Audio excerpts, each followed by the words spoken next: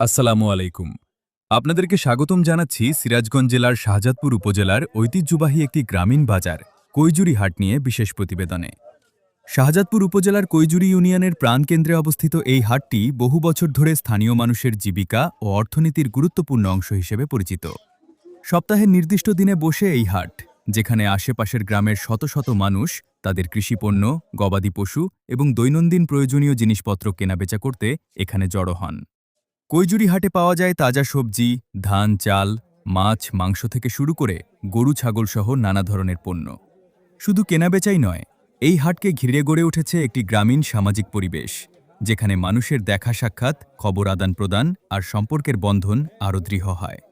বর্ষাকালে এই অঞ্চলে নদী ও খালভিত্তিক যোগাযোগ ব্যবস্থার প্রভাব পড়লেও হাটের প্রাণচাঞ্চল্য কখনো কমে না।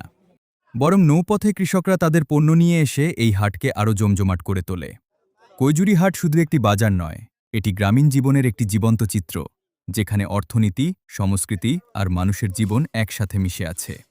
এই ছিল সিরাজগঞ্জের শাহজাদপুর উপজেলার ঐতিহ্যবাহী কৈজুরি হাট নিয়ে আমাদের আজকের বিশেষ প্রতিবেদন। ধন্যবাদ।